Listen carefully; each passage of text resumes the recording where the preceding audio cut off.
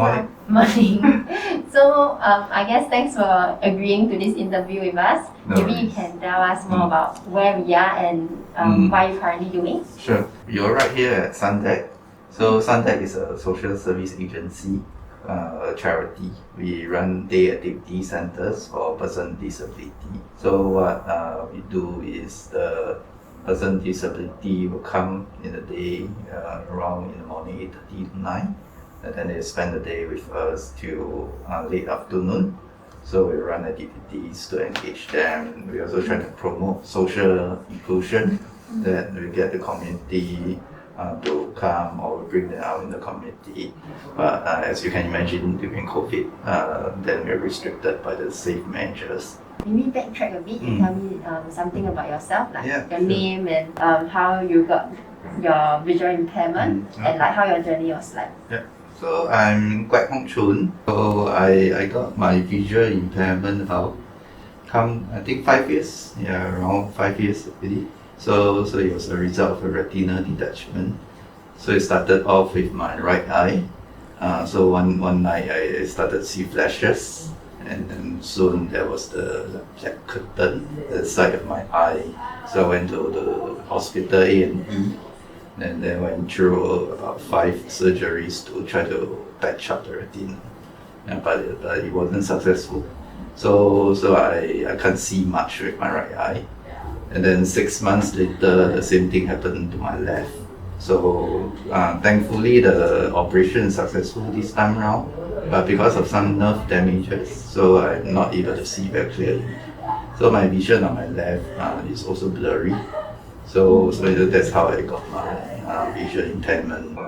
Still in the process of adjusting, because it's quite a total different kind of lifestyle and adjustment when you don't see that well.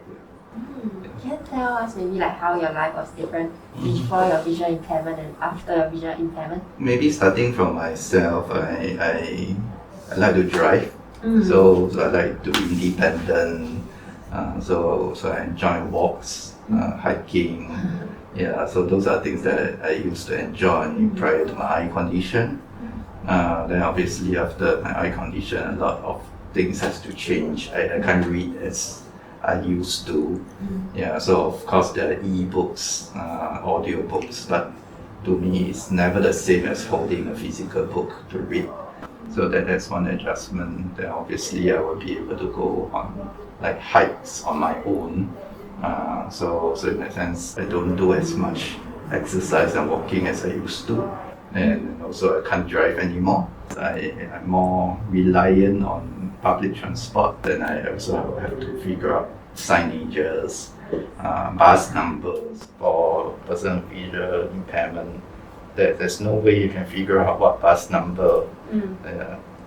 Is there any like bus apps out there, or are they like? There are bus apps that will tell you estimated this bus is coming in 1 minute, 2 minutes. But when the actual bus comes, let's say there are 3-4 buses coming at the same time, then that's where it's challenging, at least for me, to figure out, okay, which bus is the bus I want. So in terms of family wise, I used to be the driver of the family, but can't do that anymore. So then my wife will have to be the one now to step up to ferry my 2 boys. I guess for you, like the transition was quite sudden, right? Especially. Yeah. Then like during the transition, like what was something that motivated you to like pick up yourself? Honestly, I didn't really think much about it. Yeah, because as I said, it started with one eye. So initially, although the operations didn't go very well, but I was still hopeful that not all is lost because I have the other good eye, right? So initially I wasn't too troubled by it, because I thought, at least I still have one more eye that still can help me function. Yeah, but it's only when the second eye hit, and while going through the operation and during the recovering period, then it started to be a little bit more daunting, because then the risks are much higher, because if my left eye don't recover, that would mean that I'll be visually impaired. So it didn't really hit me yet then, until when the doctor told me that there was some nerve damage and I won't be able to regain the full vision. So that's where, in a sense, reality strikes.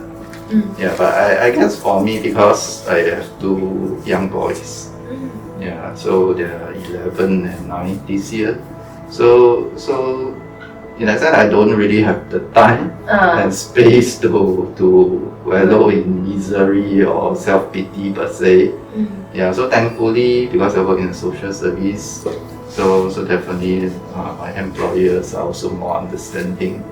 So I'm able to continue to do my work, but of course with a lot more adjustment. I guess something that I felt that was quite interesting was that how you talk about the social service sector, how like they made adjustments in the workplace for you, right?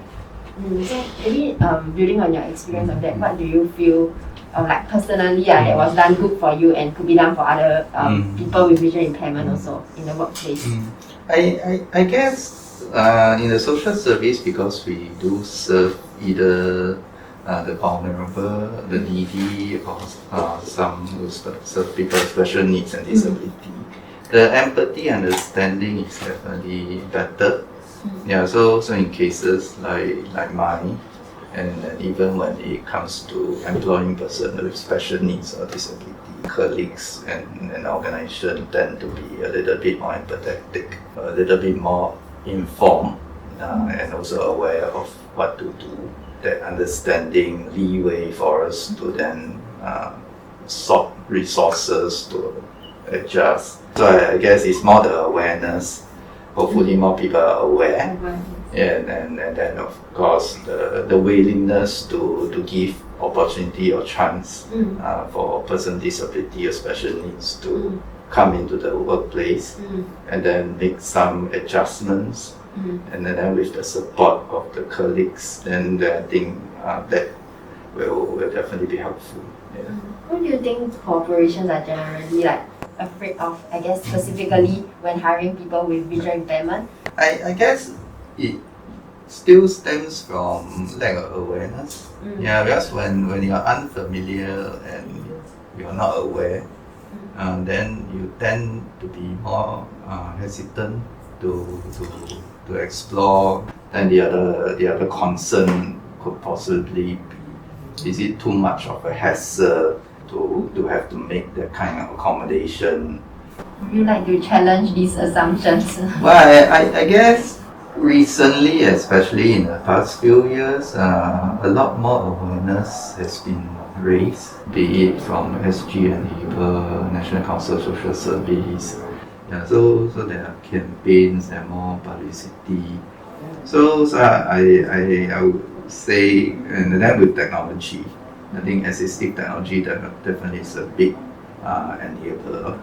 So those technology and with the awareness, then my challenge, of course, to organization is to give it a try. For work-wise, I can share, for example, obviously this speed monitor is one.